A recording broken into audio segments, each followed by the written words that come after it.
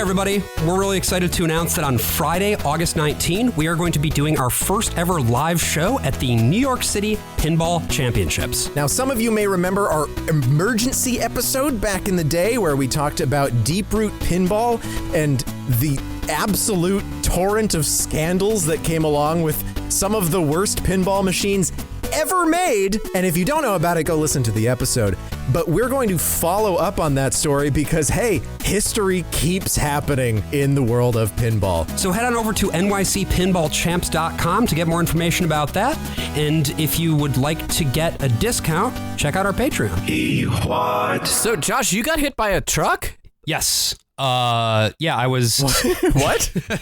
Yes. Yeah, uh-huh. Yeah, casually. No, so Jeff Bezos and I me. are... You might be wondering how I got myself into this situation. Yeah, so I was crossing the street just like a block away from my house. And also, I just moved, so like... your new home. I'm still getting used to like the streets, I guess. Mm-hmm. These streets. I'm not made for these streets, I guess.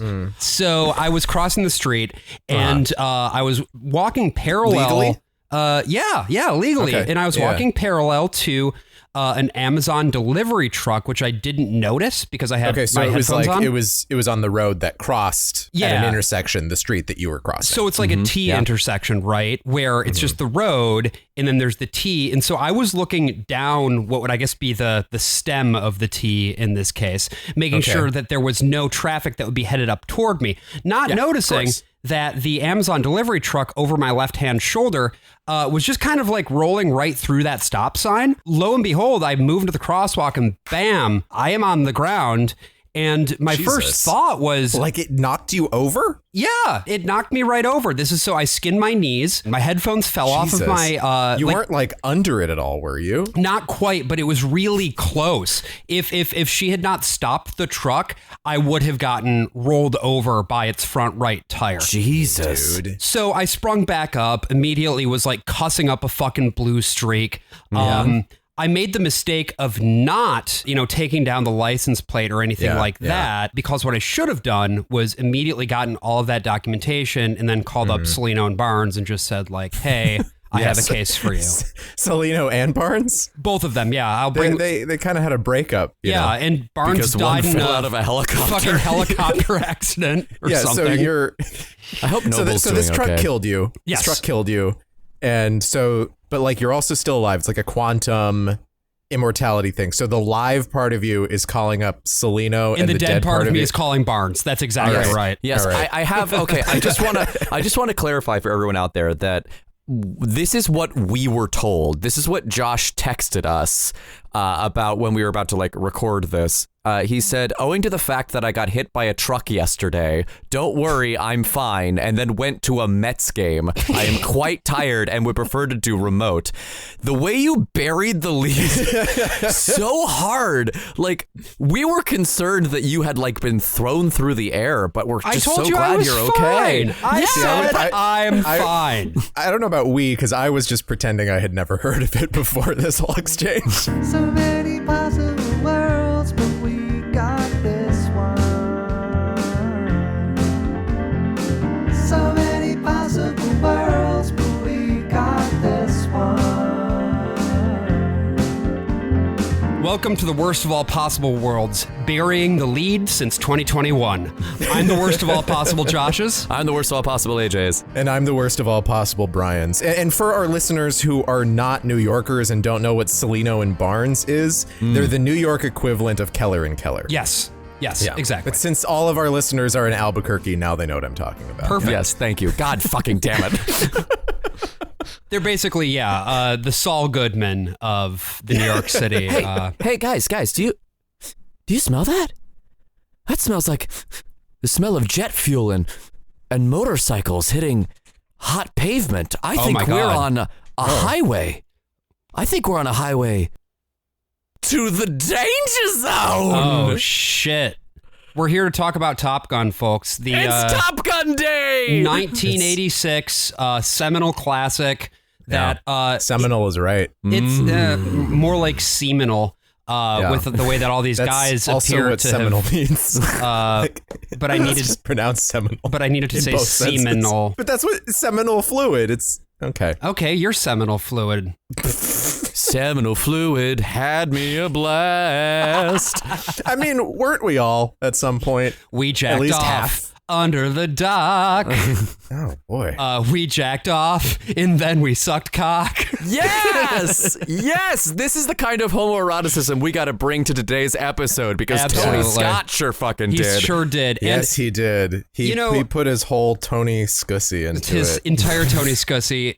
Top Gun is definitely something that's in sort of the cultural zeitgeist right now because obviously about a month and a half ago, Top Gun Maverick was released by Paramount. It is. Whoa, there was a sequel? I know, crazy, I right? haven't heard anything about this, especially from you specifically, Shut the Josh. fuck up. Top Gun Maverick is my early contender for movie of the year. It is also a movie that you've seen recently, and you fixate on movies that you've seen recently. That's right, because I don't see movies very often. Yeah. But also like movies you like, you fixate on movies that you generally like. Because generally I don't like doesn't see movies. movies. Well, but I see movies sometimes, but it's rare that I really, really enjoy a film. Ooh, it's a film. Shut the fuck up. Cinema. So that we're not going to talk too much about Top Gun Maverick. It'll come up. But every time Josh mentions it, take a drink. That's right.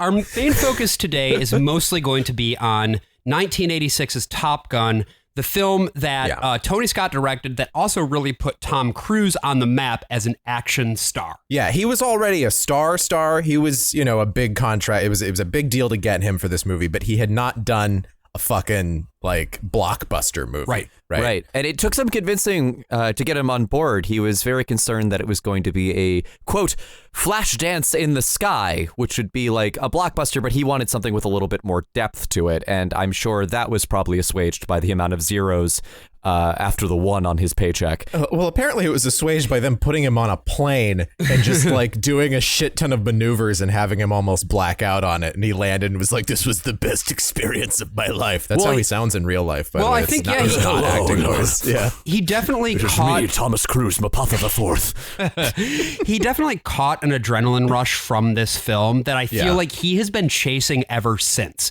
Clearly absolutely. Something about doing this movie changed him as a person, even if it didn't exactly change American cinema as a whole. It certainly changed the numbers of people signing up to be Navy pilots, though. That's sort of like... And even more signing up to be Air Force pilots. Which is... Because they weren't paying very close attention. Yeah, no. There were planes.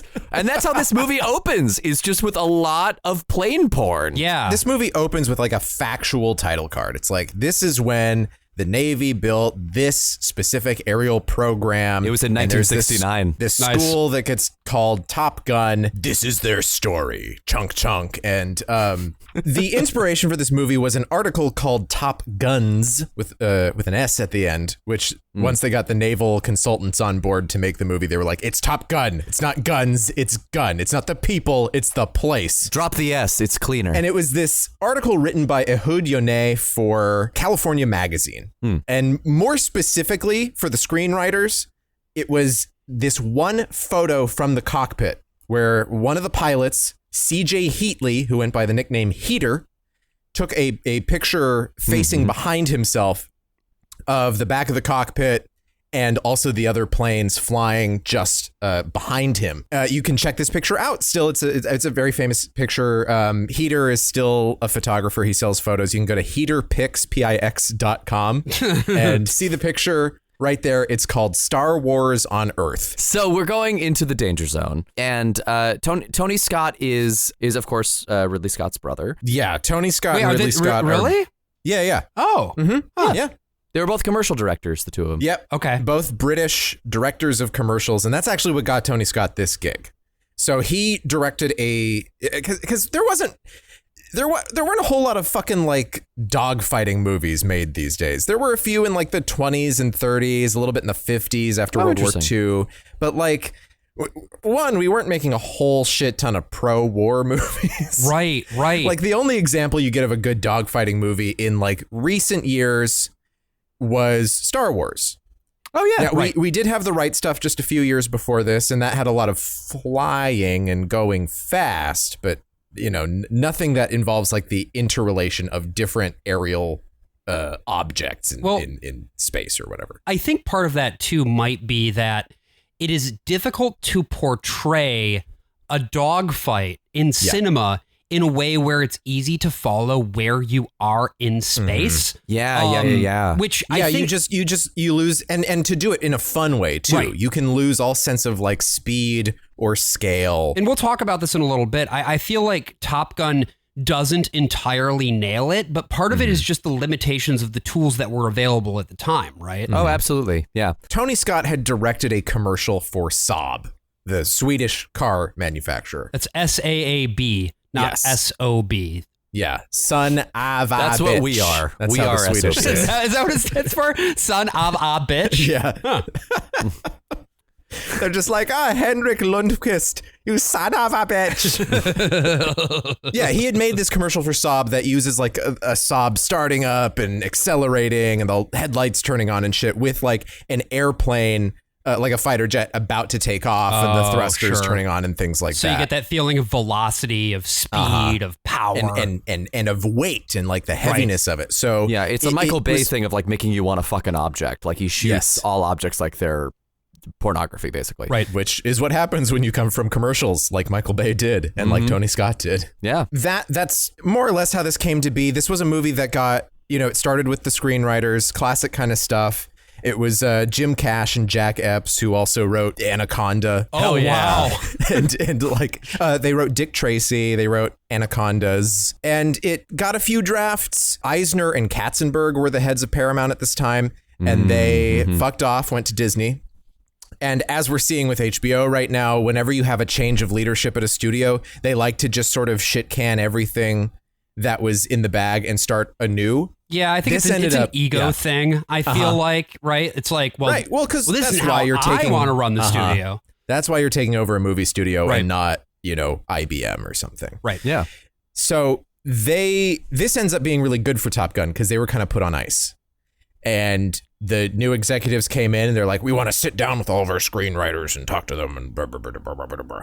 And they got this script and they were like, fine, fuck it, let's do it. Let's make the Top Gun movie. Well, I mean, it's so funny because, we're coming from the 70s, which was just so anti-American military, Right. You got like Platoon, you have Apocalypse Now, you have all these films that are just so Deer Hunter. fiercely, and the Deer Hunter, of course. The end, and I put end in air quotes, of the Vietnam War was only a decade before this film was made. That's crazy to think about. Yeah, that the swing would happen this extreme too, because a lot of people's main criticism of Top Gun is that it is just military propaganda, and that is certainly a part of it. I was surprised watching it again for this podcast that it's not quite 100% propaganda. Like there is kind of a story here and kind of an arc here. Yeah, it's not the Green Berets.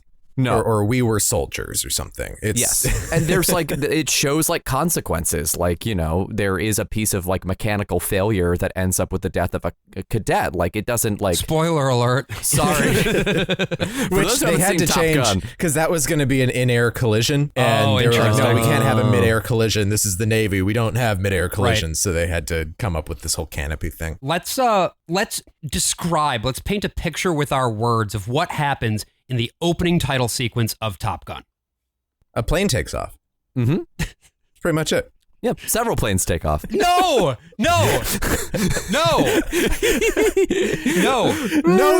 not just planes. They're my friends. They're my friends. They go, and I want to fuck them. I want to fuck every one of those planes. To me, the title sequence is, I will admit, I think that part of my affinity for this title sequence is that they basically recreated it almost shot for shot in Maverick and made it a lot better. But with that said, there's something cool about the way that the movie starts by showing you all of these airmen who are, getting the planes ready to go. And these are real airmen. This is on a real aircraft carrier. Mm-hmm. So they're just taking footage of what's already just the day-to-day operations. There's a lot of like very low angles, lots of close-ups, people moving around. You hear the sort of roar of the jet engines. It's all underscored. And when I say underscored, I mean it's pretty much at the same volume level as the theme from Top Gun, which I love personally. Well, until the guitars come in, then I don't like it so much. But it's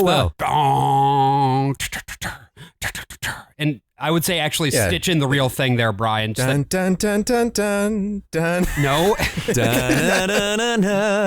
Just planes running, going across. It's every 80s movie. It's just the score for every 80s movie. But it also sounds like The Firm. Like it sounds like the opening to The Firm, and it's two completely different experiences. But the synth actually sets you up. AJ for both only movies saw perfectly. lawyer movies growing up. That's true. My parents were very adamant that I only understand their world of being lawyers. But yeah, like Harold Faltermeyer here is sort of like setting the tone with these deep synths and these like, delayed drums and stuff like that. And then we go from the preparation to fucking Kenny Loggins, Highway to the Danger Zone, and the planes start fucking taking off. Yeah, here we got Giorgio Moroder. And he wrote this song with his Ferrari mechanic. That's who the lyricist is for this. Wait, what? Really? What? That's amazing. Which I guess is why it's about highways. I don't know. He's just like, you're right. It doesn't make sense for a flight movie to be talking about a highway at all. I hadn't even thought about that. He was my assistant and he was my mechanic and we were talking about it and he was actually a very good lyricist, and so I thought we'd use that idea and we'd write that song. And this was, I think it was supposed to be Toto actually. Kenny Loggins ended up writing his own song for a later point in this movie, which we will absolutely get to. And they couldn't get Toto at the end of the day, so then they were able to get Loggins. I'm sad we never got their version of I Bless the Rains down in Miramar. I think that would have been like a real hit among me, the San Diegan. Absolutely. Although jokes aside, at this point, Toto, Joseph Williams was the lead singer at this point. So they were already making more of the pivot into that world of being like more synth driven than the older, more guitar-y version. And this was happening everywhere in the 80s. And this soundtrack is such a study in contrasts. Like, yeah. This might be an interesting time to sort of talk about the aesthetics of this film a little bit too. Like from the music to the visuals, right? Yeah. So this whole movie is shot at sunset.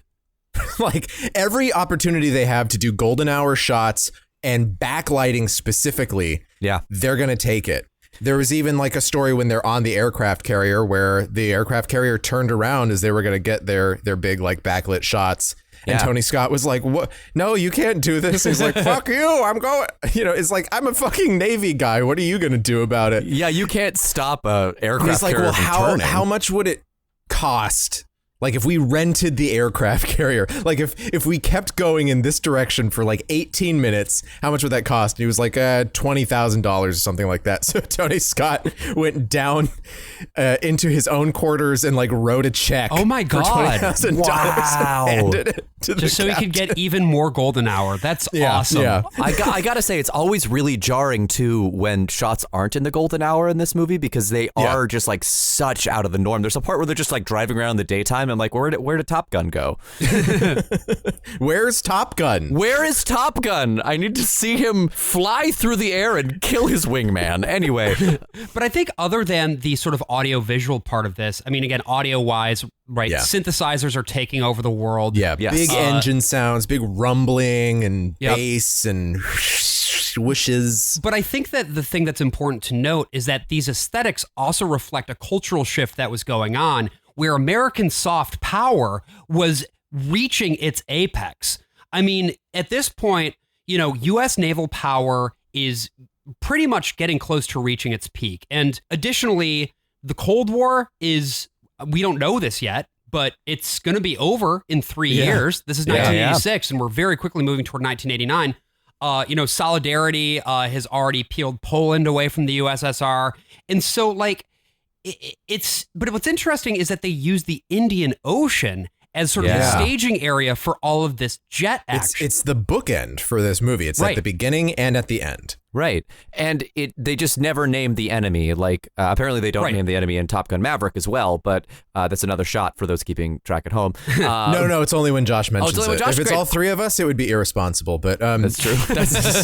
yeah, we like want the to promote sequel, good drinking habits the on this sequel, podcast. it's like, it's Iran, but it's not named. Here, I mean, they say MiG, but they make up a name of a model of plane that doesn't exist. But it's the Soviets. Like, it's the very Soviets. clearly you see the the Red Soviets. Star, they're white guys, it's the Soviets. Yeah. What I'd love to do here is just for our listeners to provide a little bit more context about what was actually going on geopolitically. Yeah, let's this do it. is going to also, when we get to the end of this movie, this is when a lot of this stuff becomes honestly very strange, like knowing what was actually going on. Brian helped with researching a little bit of this, and we got this article by Chandra Kumar that was published in International Affairs in 1984. We'll link it in the description. Because this isn't like widely known information. Right. It's not like, oh yeah, the Indian Ocean, we were doing some shit there. So it was all just like paywalled academic articles and something from the fucking Woodrow Wilson Institute. Right. Do you like your cousin? I like my cousin. That's my Woodrow Wilson impression. That's great. Thank you. So Britain really exercised hegemony over India and then by extension, the Indian Ocean up until like the mid 60s. And then in 1968, Harold Wilson announced that the British would be withdrawing all of their forces from east of Suez. And so this power vacuum was immediately created. And naturally, the two main players that swooped right in were the Soviet Union being right there and the United States having a great deal of naval presence due to their bases across the Pacific Ocean all the way over to Japan, right? Well, and India remained sort of non-aligned, exactly. too. Even though those powers remained unaligned because they didn't want to get involved into this conflict, the regional powers invariably were influenced by this nevertheless because, again, of the fact that both sides were projecting so much naval power into the ocean. Around 40% of the world lives along the Indian Ocean. So like, sure, yeah, it's that's why it's, the British went after it centuries ago. It's a lot of people and it's a lot of resources. Right. And at that time, too, due to the fact that these countries were still, quote unquote, third world, there was very little demand for those resources, organic demand. So getting access to the oil and stuff like that could prove tremendously useful, both for domestic uses and to be able to, export to allies as well. Absolutely. So just to put it in very clear, simplified terms, it's the U.S. versus USSR, yet we more or less are. No one can deny that these are difficult times.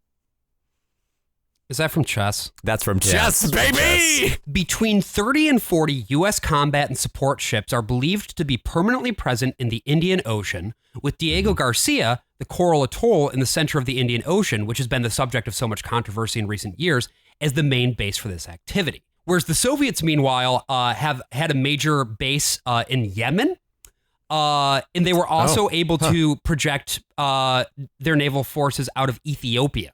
So, all told, really the point of this is, just as was the case in land conflicts, like, say, Afghanistan or Vietnam, where there was so much, or Korea, where these areas and having control of these areas was believed by these great powers to be the thing that would set the course of the future of the world. So too was the ocean important. And so are you saying that oceans were now battlefields? What's that a reference to, Brian? Master and Commander, The Far Side of the World. The lesser of two weevils instead of evils, see? Russell Crowe cracks up a whole table of men. They're eating, they're bonding, they're fighting on the high seas for supremacy of the Indian Ocean. And guess what? What? Same thing's happening in Top Gun. Now, Russell Crowe may not be present in Top Gun in the Indian Ocean, but the forces that were attempting to project power there very much were, and so too were, yes, Russell Crowe's vibes. The big point that I'm trying to make here to pull this all together is that if there were a situation, as is portrayed at the very beginning of this movie, where Russian MiGs basically sort of entered that neutral zone, it would probably be a situation where, particularly if the ships were close to Diego Garcia, which is right near the Chagos Islands, which was a joint British-U.S. naval base. It's very much within a realm of possibility that the United States would, in fact, send out a carrier and scramble jets. That's real. That's a real thing. It sounds like they did a lot of work to try to figure out what the plausible place for any of this happening is. And it's also the place that would involve the Navy as opposed to like Army Air Force. Whereas like Alaska, maybe that would be something different. Although actually, and we didn't do much saber rattling over Alaska by this point. No. But definitely getting the Navy as well as actually the Air Force in the Indian Ocean. That's all very much within the realm of reality. So we are in the Indian Ocean, and we have launched planes into the sky in a very sexy opening sequence. If you love planes, you are going to love the shit out of this movie. Yeah, if you as a kid got that TV commercial for lots and lots of planes, an order now and you also get lots and lots of trains for no additional cost, and you were like, I'm going to jump on this deal, and you called that 1-800 number. Yes. This is the movie for you. Brian, I feel like even though we are recording remotely today, you are staring straight at me while you say that. Yeah, I felt it. It shot right into Josh's soul. I no jokes, am that kid. One of my absolute favorite videotapes growing up was a tape called Road Construction Ahead, which was just a half hour of excavators, steamrollers, dynamite, other various things. And these large pieces of machinery would move earth to build a new road to music that sounded a lot like the music in Top Gun. You describing that, it's like it's draining all the energy from me. It's like I'm 10 and you've taken me into Nordstrom and expected me to just kind of stand around. Like I feel myself crumbling into the ground. All right, folks, this was a preview of a premium episode of our show. If you want to hear the rest, go on over to patreon.com/worstofall. Again, that is patreon.com/worstofall, all one word, and consider becoming a patron. If you do so, you can get a discount to come see us at the New York City Pinball Championships Friday, the 19th of August, in the year of our Lord, 2022. If you'd like to see us either way, or just go to the Pinball Championships either way without a discount code, just check the link in the episode description, and we'd be happy to see you there. Anyway, until next week,